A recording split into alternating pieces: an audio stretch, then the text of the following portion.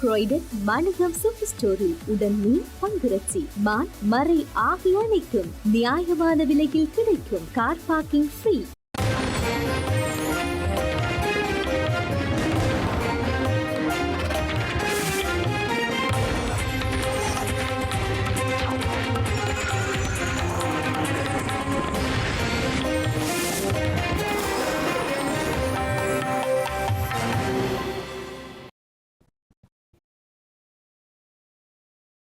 வணக்கம். இது ஐபிசி தமிழின் இரவு நேர பிரதான செய்திகள். முதலில் தலைப்புச் செய்திகள். கோட்டா அரசுக்கு எதிராக எதிர்க்கட்சிகளை ஒன்றிணைக்க கரு ஜெயசூரிய முயற்சி. கொழும்பில் இடம்பெற்றது முதல் சந்திப்பு. பரவலாக்கப்பட்ட அதிகாரத்தை பறிக்கும் ஸ்ரீலங்கா அரசுக்கு எதிராக சுகாதார பணியாளர்கள் ஒன்றிணைய வேண்டும் என வலியுறுத்தல். நீட் தேர்வு மேகதாது அணை விவகார சர்ச்சை. ஜனாதிபதியை சந்திக்க டெல்லி பயணமானார் மு.க. ஸ்டாலின். பிரித்தானிய சுகாதார அமைச்சருக்கு கொரோனா. தனிமைப்படுத்தலை தவிர்க்கும் நகர்வை கைவிட்டார் பிரதமர். மேற்கு ஐரோப்பிய வெள்ள உயிரிழப்பு 180 உயர்வு. வெள்ள பாதிப்புகளை பார்வையிட்டார் ஜெர்மன் அதிபர். இனி விரிவான செய்திகள். இலங்கையில் மரபணு மாற்றமடைந்த டெல்டா வைரஸ் தொற்றானது நாட்டில் ஆதிக்கம் செலுத்தும் ஒன்றாக மாறும் என ஸ்ரீலங்காவின் பொது சுகாதார பரிசோதகர்கள் சங்கம் எச்சரித்துள்ளது. குறித்த வைரஸ் தொற்று பரவலின் பாரதூரத்தன்மையை அரசாங்கமும் பொதுமக்களும் புரிந்து கொள்ளாவிடின் ஆபத்தான நிலையை நாடு எதிர்கொள்ள நேரிடும் என அந்த சங்கத்தின் தலைவர் உப்புல் ரோகன எச்சரித்துள்ளார். நாட்டில் ஆதிக்கம் செலுத்தும் ஒன்றாக டெல்டா வைரஸ் தொற்று மாற்றமடையுமாயின் முன்னர் ஏற்பட்டதை விட மிக மோசமான தொற்று நிலைமை உருவாகும் எனவும் அவர் குறிப்பிட்டார். அவ்வாறான அனர்த்த நிலைமைகளை தவிர்ப்பதற்கு ஸ்ரீலங்கா அரசாங்கமும் மக்களும் நடவடிக்கைகளை எடுக்க வேண்டும் என பொது சுகாதார பரிசோதகர்கள் சங்கத்தின் தலைவர் உப்புல் ரோகன வலியுறுத்தியுள்ளார். இதேவேளை இலங்கையில் இன்றும் கொரோனா தொற்றினால் பீடிக்கப்பட்டவர்களின் எண்ணிக்கை 1000 தாண்டியுள்ள நிலையில் மொத்த தொற்று நோயாளர்களின் எண்ணிக்கையும் 2,85,000 அண்மித்துள்ளது. கோட்டா மஹிந்த தலைமையிலான ஸ்ரீலங்கா அரசாங்கம் மேற்கொள்ளும் மக்கள் விரோத செயற்பாடுகளுக்கு எதிராக எதிர்க்கட்சிகள் ஒரு குடையின் கீழ் ஒன்றிணைய வேண்டும் என வலியுறுத்தப்பட்டுள்ளது. முன்னாள் சபாநாயகர் கரு ஜெயசூரியவின் முயற்சியின் கீழ் அனைத்து எதிர்க்கட்சிகளையும் ஒன்றிணைத்து நடத்தப்பட்ட சந்திப்பிலேயே எதிர்க்கட்சிகளை பிரதிநிதித்துவப்படுத்தும் தலைவர்கள் இந்த கருத்தை வெளியிட்டுள்ளனர். நாட்டின் பொருளாதார வீழ்ச்சி, மக்களின் வாழ்க்கை பாதிக்கப்பட்டுள்ளமை, ஜனநாயகம் மற்றும் நீதித்துறை மீதான அழுத்தங்களுக்கு எதிராக எதிர்க்கட்சிகள் ஒன்றிணைய வேண்டியுள்ளதாகவும் அவர்கள் சுட்டிக்காட்டியுள்ளனர். நியாயமான சமூகத்திற்கான தேசிய இயக்கம் ஏற்பாடு செய்த எதிர்க்கட்சிகளின் அனைத்து கட்சி கூட்டணியின் முதலாவது சந்திப்பு பம்பலப்பிட்டியில் உள்ள தனியார் ஹோட்டலில் நடத்தப்பட்டது. இந்த பேச்சுக்களில் ஐக்கிய மக்கள் சக்தி, ஐக்கிய தேசிய கட்சி மற்றும் தமிழ் தேசிய கூட்டமைப்பு உள்ளிட்ட அரசியல் கட்சிகளை பிரதிநிதித்துவப்படுத்தி உறுப்பினர்கள் பங்கேற்றிருந்தனர். ஐக்கிய மக்கள் சக்தி சார்பில் எதிர்க்கட்சித் தலைவர் சஜித் பிரேமதாச, ஐக்கிய தேசிய கட்சி சார்பில் ருவன் விஜயவர்த்தன, தமிழ் தேசிய கூட்டமைப்பு சார்பில் எம்.ஏ. சுமந்திரன், தமிழ் முற்போக்கு கூட்டணி சார்பில் மனோ கணேசன் உள்ளிட்ட ஏனைய கட்சிகளின் தலைவர்கள் இந்த கூட்டத்தில் பங்கேற்றிருந்தனர்.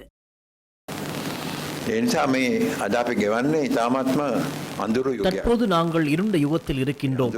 இந்த இருண்ட யுகத்தில் இருந்து வெளியே வருவதற்கான வாய்ப்பு இருக்கின்றது. அதனை செய்வதற்கு ஒற்றுமை அவசியம்.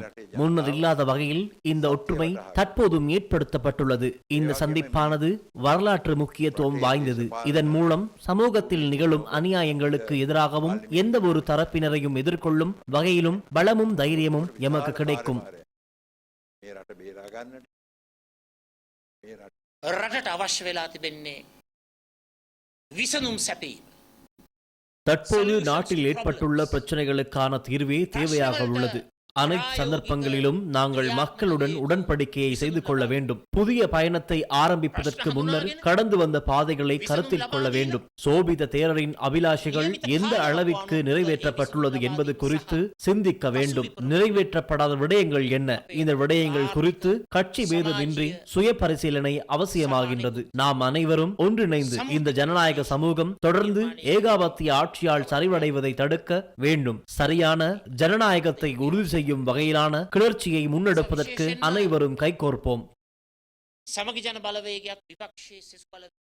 සෞඛ්‍යයට සියල්ලක්ටම ඉතින් මං හිතනවා අපිට මේ විපක්ෂයේ මන්ත්‍රී මේ தற்போது அதிகாரத்தில் உள்ள அரசாங்கத்திற்கு எதிராக அழுத்தம் ஒன்றை பிரயோகிப்பதற்கு அனைவரும் பொதுவான ஒரு இணக்கப்பாட்டிற்கு வரவேண்டியது அவசியம் என்பதை நான் முன்னரே கூறியிருந்தேன். ஐக்கிய தேசிய கட்சி என்ற வகையில் ஜனநாயகத்தை பாதுகாப்பதற்கும் மக்களின் மனித உரிமைகளை பாதுகாப்பதற்கும் தொடர்ந்தும் அர்ப்பணிப்புடன் செயற்படுவோம். அதே போன்று இந்த சந்திப்பில் நாட்டில் மக்கள் எதிர்நோக்கும் பிரச்சனைகளுக்கு நியாயமான தீர்வை வழங்குவதற்கும் நடவடிக்கை எடுக்கப்படும்.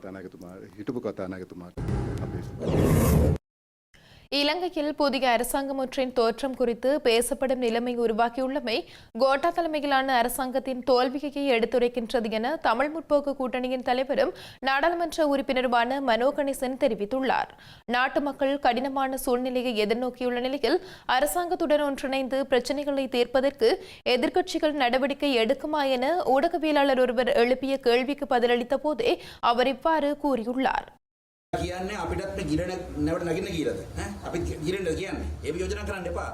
எம்மை தீயில் இறங்கவா சொல்கின்றீர்கள்? அந்த யோசனையை முன்வைக்க வேண்டாம். இதற்கு முன்னர் அனைத்து சந்தர்ப்பங்களிலும் அரசாங்கம் ஒன்று 5 வருடங்கள் அதிகாரத்தில் இருக்குமாயின் 4வது ஆண்டே புதிய அரசாங்கம் குறித்து கருத்துக்கள் வெளியாகும். புதிய ஜனாதிபதி யார், கூட்டணி யார், பிரதமர் யார் என்ற கருத்துக்கள் வெளியிடப்படும். இம்முறை பாருங்கள், கோட்டாபய ராஜபக்ச அதிகாரத்திற்கு வந்து 2 ஆண்டுகள் கூட ஆகவில்லை. ஆனால் தற்போது புதிய அரசாங்கம் குறித்து பேசப்படுகின்றது.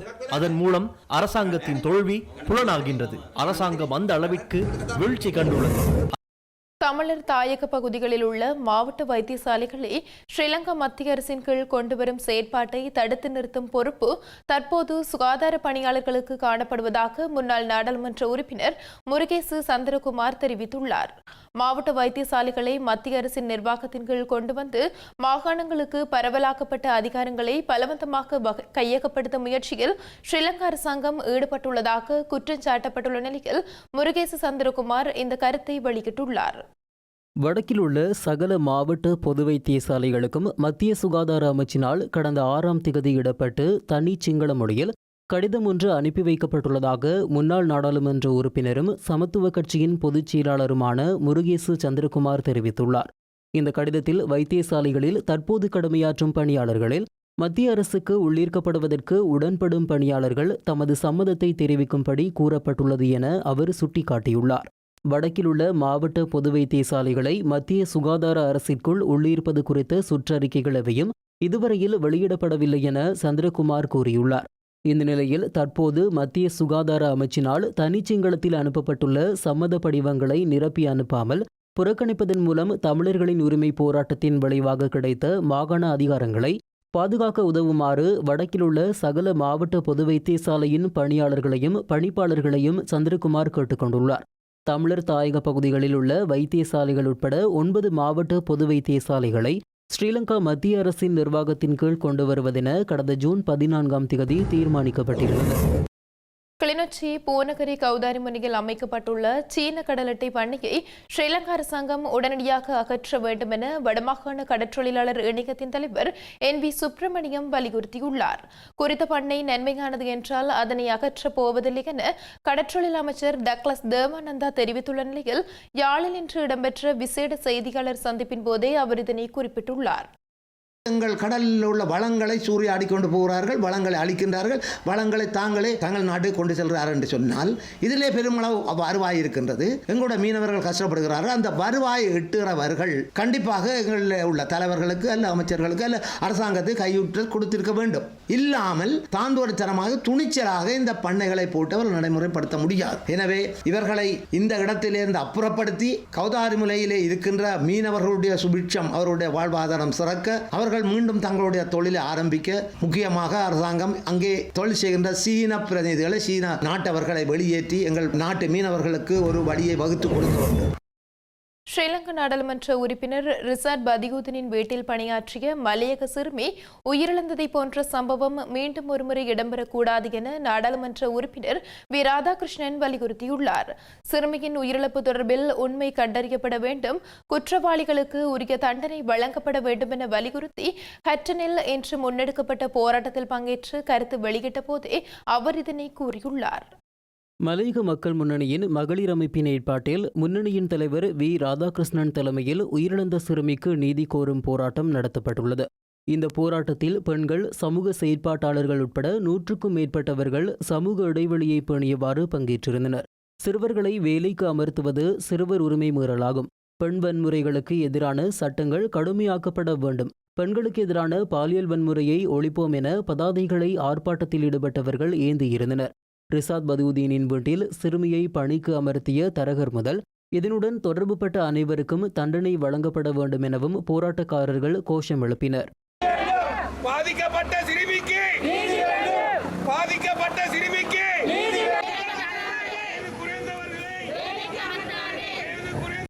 அத்துடன் வீட்டு பணியாளர்களாக செல்லும் பெண்களின் பாதுகாப்பு உறுதிப்படுத்தப்பட வேண்டும் எனவும் பெண்களுக்கு எதிரான வன்முறைகளை கண்டித்தும் பெண்களுக்கான உரிமைகள் உறுதிப்படுத்தப்பட வேண்டும் எனவும் ஆர்ப்பாட்டத்தில் ஈடுபட்டவர்கள் வலியுறுத்தியிருந்தனர். நிகழ்வு ஆனது மிகவும் பாரதூரமான ஒரு வருத்தத்துக்குரிய ஒரு நிகழ்வாகும்.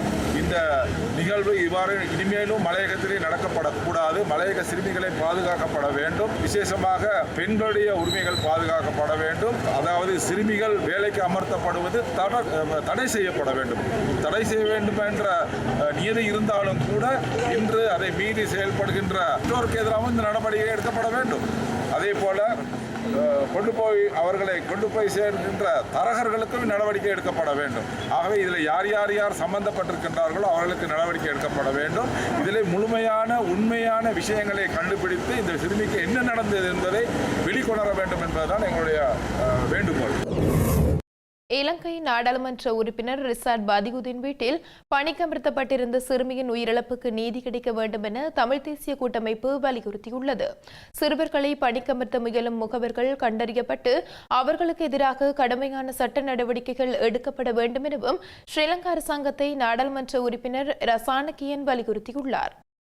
ஸ்ரீலங்கா நாடாளுமன்ற உறுப்பினர் ரிஷாட் பதியுதீன் வீட்டில் பணியாற்றிய டேகம பகுதியைச் சேர்ந்த 16 வயதான சிறுமி தீக்காயங்களுடன் கடந்த 15ஆம் தேதி கொழும்பு தேசிய வைத்தியசாலையில் அனுமதிக்கப்பட்ட நிலையில் சிகிச்சை பலனின்றி உயிரிழந்தார். இந்த சம்பவம் குறித்து அறிக்கையொன்றை வெளியிட்ட தமிழ் தேசிய கூட்டமைப்பின் நாடாளுமன்ற உறுப்பினர் இரா சாணக்கியன் குறித்த சிறுமியின் மரணம் தொடர்பாக உண்மை கண்டறியப்பட வேண்டும் எனவும் சிறுமியின் மரணத்தில் மறைந்துள்ள மர்மம் துலங்க வேண்டும் எனவும் வலியுறுத்தியுள்ளார். நீதிக்கு மேல் எவரும் இல்லையென தெரிவித்துள்ள இரா சாணக்கியன் இந்த விடயத்தில் சரியான முறையில் விசாரணைகள் முன்னெடுக்கப்படுவதன் ஊடாக நீதி நிலைநாட்டப்படும் என நம்புகின்றேன் எனவும் கூறியுள்ளார். இதேபோன்று நாட்டில் எத்தனையோ விடயங்கள் தெரியாமல் நடந்து கொண்டிருக்கின்றன எனவும் முன்னாள் அமைச்சரும் தற்போதைய நாடாளுமன்ற உறுப்பினருமான ரிஷாட் பதியுதீனின் வீட்டில் இந்த சம்பவம் நடைபெற்றதால் அது வெளியில் தெரியவந்துள்ளது எனவும் இரா சாணக்கியன் சுட்டிக்காட்டியுள்ளார். சிறுமிகள் பாலியல் துன்புறுத்தல்களுக்கும் பாலியல் துஷ்பிரயோகத்திற்கும் உள்ளாக்கப்படுவதாக நாளாந்தம் ஊடகங்களில் செய்திகள் வெளிவருகின்றன எனவும் இவ்வாறான செயற்பாடுகளை குறைப்பதற்குரிய நடவடிக்கைகளை இலங்கை அரசாங்கம் விரைந்து முன்னெடுக்க வேண்டும் எனவும் அவர் வலியுறுத்தியுள்ளார். ஸ்ரீலங்காவின் வலுசக்தி அமைச்சர் உதய கம்மன்பிலவுக்கு எதிராக கொண்டுவரப்படும் நம்பிக்கையில்லா தீர்மானம் தோற்கடிக்கப்படும் என அரசாங்கம் தெரிவித்துள்ளது. இதேவேளை நம்பிக்கையில்லா தீர்மானம் தொடர்பான இறுதி முடிவை மேற்கொள்ளும் வகையில் நாளைய தினம் விசேட கலந்துரையாடல் ஒன்று நடைபெறவுள்ளதாக தமிழ் தேசிய கூட்டமைப்பு தெரிவித்துள்ளது. இலங்கையில் ஒரே தடவையில் எரிபொருட்களுக்கான விலைகளை வெகுவாக அதிகரித்தமை தொடர்பில் உதயன் கம்மன்பிலவிற்கு எதிராக எதிர்க்கட்சிகள் கொண்டு வந்துள்ள நம்பிக்கையில்லா தீர்மானம் மீதான விவாதம் நாளை நடைபெறவுள்ளது. எனினும் தமது அரசாங்கத்தில் உள்ளவர்கள் ஒன்றிணைந்து இந்த தீர்மானத்தை தோற்கடிப்பார்கள் என ஸ்ரீலங்கா அரசாங்கத்தின் சபை முதல்வரும் வெளிவிவகார அமைச்சருமான தினேஷ் குணவர்த்தன கூறியுள்ளார். உலக நாடுகள் எரிபொருள் நெருக்கடியை எதிர்நோக்கியுள்ள நிலையில் இலங்கையில் எரிபொருட்களின் விலைகள் அதிகரிக்கப்பட்டுள்ளதாகவும் அவர் தெரிவித்துள்ளார். மாகாண சபை மற்றும் உள்ளூராட்சி சபை தேர்தல்களில் கலப்பு தேர்தல் முறைமையை அறிமுகப்படுத்த முடியும் எனவும் தினேஷ் குணவர்த்தன நம்பிக்கை வெளியிட்டார். இதனிடையே ஐக்கிய மக்கள் சக்தி, தமிழ் முற்போக்கு கூட்டணி, தமிழ் தேசிய மக்கள் முன்னணி உள்ளிட்ட கட்சிகள் நம்பிக்கையில்லா தீர்மானத்திற்கு ஆதரவு வழங்குவதற்கு தீர்மானித்துள்ளன. மட்டக்களப்பில் மேற்கொள்ளப்பட்டு வரும் காணி அபகரிப்பு நடவடிக்கைகளுக்கு எதிராக மாவட்டத்தில் அரசாங்கத்தை பிரதிநிதித்துவப்படுத்தும் 2 நாடாளுமன்ற உறுப்பினர்களும் நடவடிக்கை எடுக்க வேண்டும் என முன்னாள் நாடாளுமன்ற உறுப்பினர் ஞானமுத்து ஸ்ரீநேசன் கேட்டுக் கொண்டுள்ளார். நாடாளுமன்ற உறுப்பினர்களான வியாழேந்திரன் மற்றும் சந்திரகாந்தன் ஆகியோர் சரணாகதி அரசியலை ஏற்றுக்கொள்கிறார்களா எனவும் ஸ்ரீநேசன் கேள்வி எழுப்பியுள்ளார். தேசிய பாடசாலைகள் என்று மாகாண பாடசாலைகள் பறிபோகின்றது. அதற்கு ஆமாப்படுகின்றீர்கள். மத்திய வைத்தியசாலை இப்போது மத்திய அரசு எங்களுடைய வைத்தியசாலைகளை பொறுப்பெடுக்கப் போகின்றது. அதற்கு நீங்கள் ஆமாப்படுகின்றீர்கள். அப்படி என்றால் ஒட்டுமொத்தமாக இந்த மாகாண சபைகளை மாற்றிவிடுகின்ற அந்த அரசியல் யாப்பு மாற்றம் வந்தாலும் கூட நீங்கள் சரணாகதி நிலையில் எல்லாவற்றையும் ஏற்றுக்கொண்டிருக்க போகின்றீர்களா? தயவு செய்து இங்கிருக்கின்ற ஆளுங்கட்சியில் இருக்கின்ற பாராளுமன்ற உறுப்பினர்கள் 2 இருக்கின்றீர்கள். அந்த 2 நிச்சயமாக இதற்குரிய நடவடிக்கைகளை எடுக்க வேண்டும். அவர்களை வெளியேற்ற வேண்டும். மாற்று கருத்துக்கள், கதைக்கு கதை மாற்று கருத்துக்களை சொல்லி சொதப்பிக் கொண்டிருக்காமல் உங்களுடைய அரசாங்கம் செய்கின்ற செயல்பாடுகளை கட்டுப்படுத்தி மக்களை பாதுகாக்க வேண்டும் என்று மிகவும் வினயமாக கேட்டுக்கொள்கிறேன். நீட் தேர்வை ரத்து செய்வது மற்றும் மேகதாது அணை பிரச்சினை குறித்து ஜனாதிபதி ராம்நாத் கோவிந்தை சந்தித்து விவாதிக்க முதல்வர் மு.க. ஸ்டாலின் இன்று டெல்லி பயணமாகியுள்ளார். சென்னையிலிருந்து இன்று மாலை 5 மணிக்கு டெல்லி பயணமாகியுள்ள முதல்வர் நாளை பிற்பகல் ஜனாதிபதியை சந்தித்து பேச திட்டமிட்டுள்ளார். தமிழகத்தில் நீட் தேர்வு நடத்துவதால் ஏற்படும் பாதிப்புகள் குறித்து ஆய்வு செய்து ஓய்வு பெற்ற நீதிபதி A.K. ராஜன் தலைமையில் குழு சமர்ப்பித்த அறிக்கையில் உள்ள விடயங்களையும் ஜனாதிபதியின் கவனத்துக்கு முதல்வர் கொண்டு வரவுள்ளார். அத்துடன் மேகதாது அணை கட்ட கர்நாடக அரசுக்கு அனுமதி வழங்கக்கூடாது எனவும் தமிழகத்தினதும் தமிழக விவசாயிகளினதும் நலனை பாதுகாக்கவும் உரிய நடவடிக்கை எடுக்க வேண்டும் என்றும் அவர் ஜனாதிபதியை வலியுறுத்த திட்டமிட்டுள்ளார். முதல்வராக மு.க. ஸ்டாலின் பதவியேற்ற பின்னர் ஜனாதிபதியை முதல் முறையாக சந்தித்து பேசவுள்ளதுடன் இந்த சந்திப்பின் போது தமிழக சட்டமன்ற 100ஆண்டு விழாவில் பங்கேற்பதற்கு ஜனாதிபதிக்கு மு.க. ஸ்டாலின் அழைப்பு விடுக்கவுள்ளார். பிரித்தானிய பிரதமர் போரிஸ் ஜோன்சன் மற்றும் நிதியமைச்சர் ரிஷி சுனக் ஆகியோர் தனிமைப்படுத்தப்பட்டுள்ளனர். முன்னதாக சுய தனிமைப்படுத்தலை தவிர்க்கும் பிரதமர் போரிஸ் ஜோன்சன் மற்றும் நிதியமைச்சர் ரிஷி சுனக் ஆகியோரின் நகர்வுகளை பொதுமக்கள் விமர்சித்திருந்த நிலையில் இந்த அறிவிப்பு வெளியாகியுள்ளது. ஜெர்மனியில் வரலாறு காணாத வெள்ளப்பெருக்கினால் பாதிக்கப்பட்ட பகுதிகளை அந்த நாட்டு அதிபர் அங்கலா மேர்க்கல் நேரில் சென்று பார்வையிட்டுள்ளார். இதனிடையே வெள்ளப்பெருக்கினால் கடுமையாக பாதிக்கப்பட்ட ஜெர்மனி மற்றும் பெல்ஜிய மக்கள் தமது சூழலை சுத்தம் செய்யும் மிகப்பெரிய பணிகளை ஆரம்பித்துள்ளனர். இலங்கை தீவில் கடந்த மாதம் வரை ஒரு மரண தண்டனை குற்றவாளியாக இருந்தவர் தற்போது மக்கள் சேவகனாகி ஸ்ரீலங்காவின் தேசிய வீடமைப்பு அதிகார சபையின் தலைவர் பொறுப்பில் அமர்த்தப்பட்டுள்ளார். ஸ்ரீலங்கா சோசலிச ஜனநாயக குடியரசில் இவ்வாறான நகர்வுகள் இடம்பெறும் நிலையில் இதனை மையப்படுத்தி வருகிறது இன்றைய பார்வை பதிவு.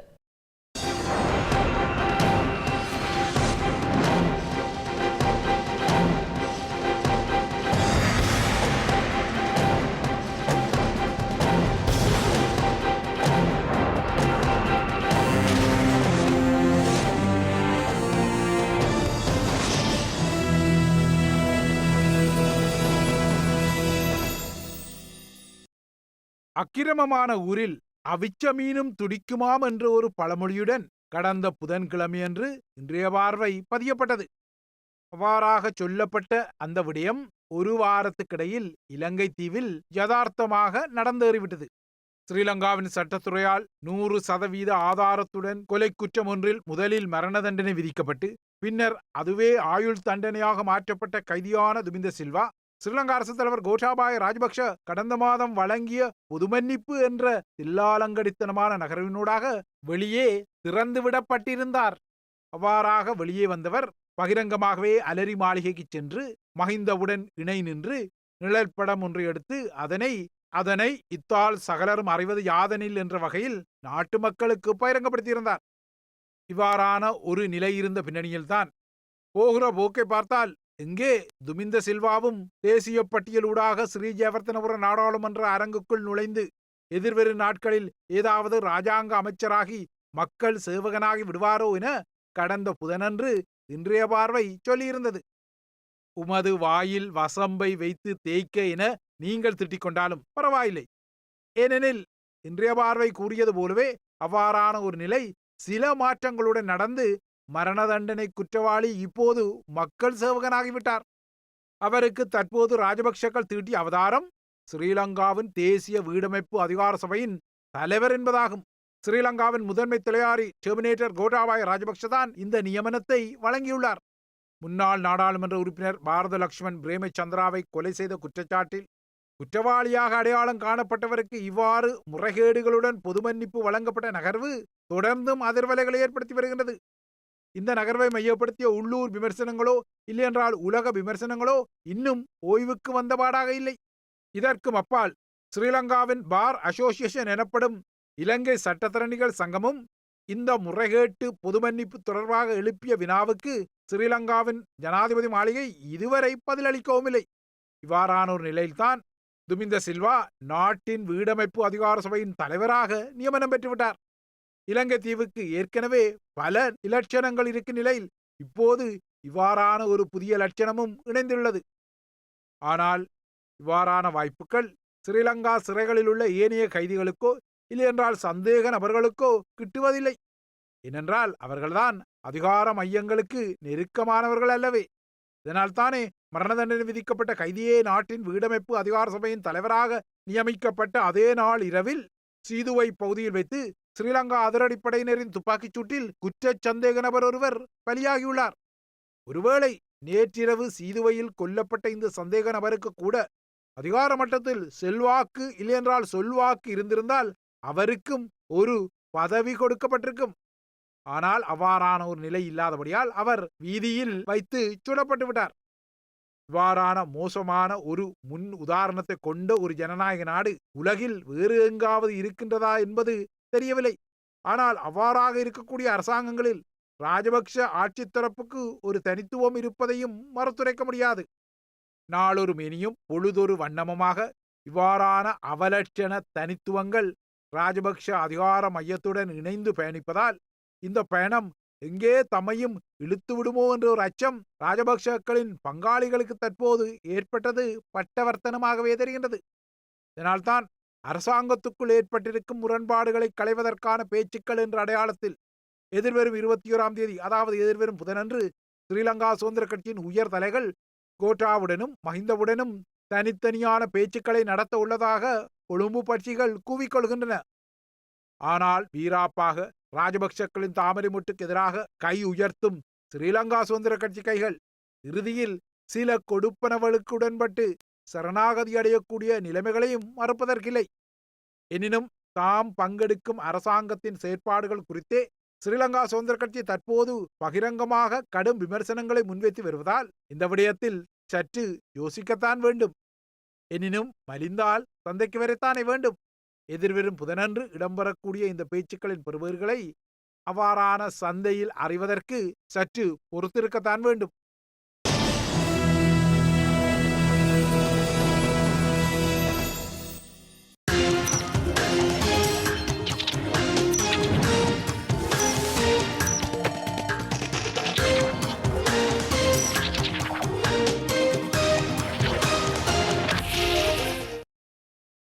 அடுத்து இன்றைய நாளுக்கான நாணய மாற்று விகிதம்.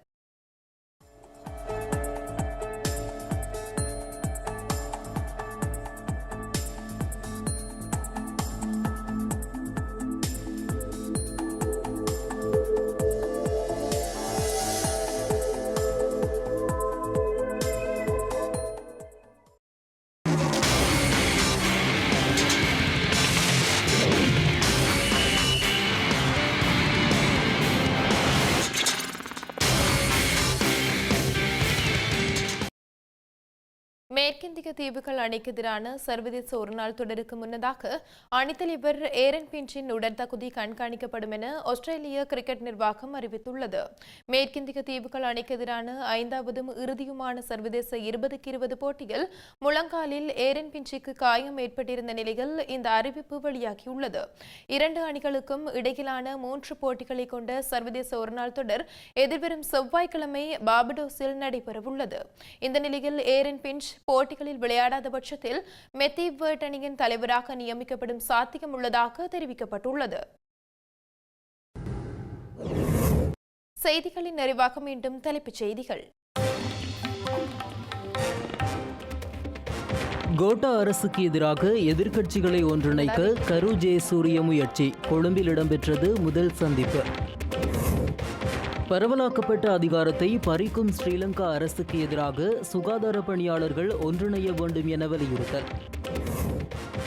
நீட் தேர்வு மேகதாது அணை விவகார சர்ச்சை. ஜனாதிபதியை சந்திக்க டெல்லி பயணமானார் மு.க. ஸ்டாலின். பிரித்தானிய சுகாதார அமைச்சருக்கு கொரோனா, தனிமைப்படுத்தலை தவிர்க்கும் நகர்வை கைவிட்டார் பிரதமர். மேற்கு ஐரோப்பிய வெள்ள உயிரிழப்பு 180 உயர்வு, வெள்ள பாதிப்புகளை பார்வையிட்டார் ஜெர்மன் அதிபர். இத்துடன் ஐபிசி தமிழ் தொலைக்காட்சியின் இரவு நேர செய்திகள் நிறைவு பெற்றன. உடனுக்குடன் செய்திகளை அறிந்து கொள்ள ibctamil.com என்ற இணையதளத்தை பார்வையிடுங்கள். வணக்கம்.